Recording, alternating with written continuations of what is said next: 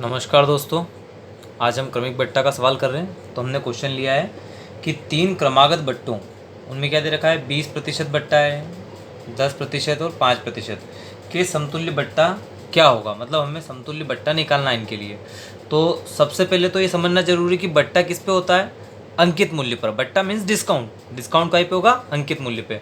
तो देखिए यहाँ पे हम अंकित मूल्य क्या मान लेंगे। सबसे पहले हमने माना अंकित मूल्य जो है हमारे पास वस्तु का, वो क्या हो गया 100 रुपये, क्योंकि प्रतिशत को 100 से कैलकुलेट करना आसान होता है, इसलिए हमने अंकित मूल्य को 100 मान लिया है। ठीक है, अब समतुल्य बट्टा ज्ञात करना है तो हम क्या करेंगे, इसके लिए हमें विक्रय मूल्य की जरूरत पड़ेगी। तो यहाँ पे हम जो विक्रय मूल्य निकालेंगे वस्तु का, वो विक्रय मूल्य कैसे निकलेगा, विक्रय मूल्य निकलेगा जो हमारा अंकित मूल्य है उसका का मतलब गुणा। देखो पहला बट्टा कितना है 20% दे दिया, तो अब बचा कितना 80%। ठीक है, 20% दे दिया उसने, बट्टा दिया है, तो अब कीमत कितनी है 80%, ये उसका विक्रय मूल्य हो गया। पर फिर 10% और दिया है, तो का 10% माइनस कर देंगे तो कितना आएगा, 100 में से 10 जाएगा तो 90%। ऐसे ही लास्ट में कितना 5% दे रखा है, तो फिर हम यदि का भी देखें तो कितना आएगा 95%। इस तरीके से हम पहले विक्रय मूल्य निकाल देंगे, विक्रय मूल्य से समतुल्य बट्टा निकाल लेंगे।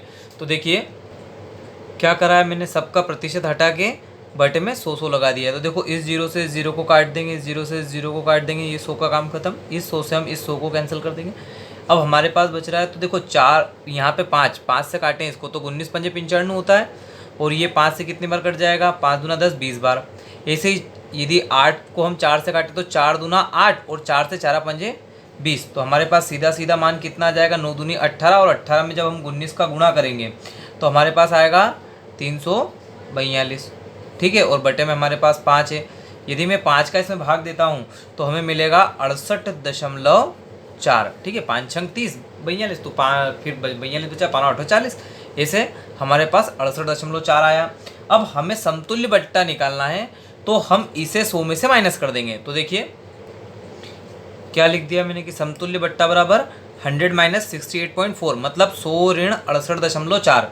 जब हम इसको घटाएंगे तो यहाँ पे दशमलव के बाद जीरो लगाएंगे तो हमारे पास 6 आ जाएगा। दशमलव के बाद बचा 99, 99 में से हमें 68 घटाना है, तो हमारे पास आएगा 31। इस तरीके से समतुल्य बट्टा कितना आएगा 31.6%। मतलब उसने सारे बट्टे जो दिए एक के बाद एक, तो कुल बट्टा कितना निकला 31.6। आपको लग जरूर रहा होगा कि क्वेश्चन बड़ा हुआ है, बट यहाँ पे हमने समझने के लिए ये चीज़ें करी है। तो हम यदि डायरेक्टली यहाँ से करते इसे सॉल्व, तो ये हमारा क्वेश्चन 2 लाइन में हो जाता है और बहुत फास्ट भी हो सकता है। ठीक है, अब लेते हैं नेक्स्ट क्वेश्चन। सेकंड क्वेश्चन हमने लिया है कि एक व्यक्ति ने 2 घोड़ों में से प्रत्येक को 16,000 में बेचा। ये 16,000 की कितना भी होता है उससे कोई फर्क नहीं पड़ता है। उसे एक घोड़े पर 15% लाभ तथा दूसरे घोड़े पर 15% हानि हुई।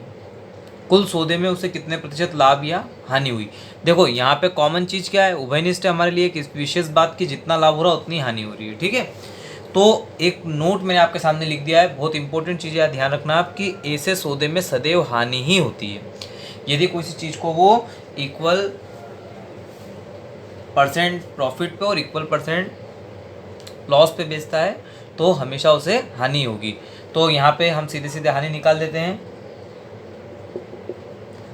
इसके लिए सीधा सा फंडा सा फॉर्मूला आप याद रखना कि हानि प्रतिशत बराबर जो भी हमें लाभ या हानि दे रखी है वो लिखेंगे और बटे में 10 लगा के उसकी घात 2 कर देंगे। ठीक है, यदि यहाँ 25 होता तो मैं 25 करता, 50 होता तो यहाँ 50 कर देता। ठीक है, अब इसको सॉल्व करते हैं तो 15 की घात 2 का मतलब 225 और 10 की घात 2 का मतलब 100। यदि मैं इसे 100 से भाग दूंगा तो क्या आ जाएगा 2.25%। मतलब उसे इस सौदे में कितनी हानि हुई 2.25%।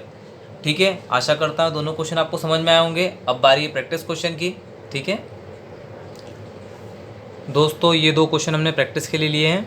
एक तो वही जो घोड़े वाला था उसमें ही 25% कर दिया है, और 3 क्रमागत बट्टे जो हमने लिए हैं वो 30, 20 और 5% कर दिए हैं। ठीक है, आशा करता हूँ दोनों क्वेश्चन आप ट्राई करेंगे।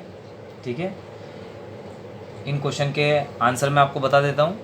इसका आंसर हमारा आएगा 46.8%, और इस क्वेश्चन का आंसर यदि हम करेंगे तो 25 25 625 होता है, मतलब 6.25 प्रतिशत हानि आएगा। ठीक है, तो आप ट्राई कीजिएगा।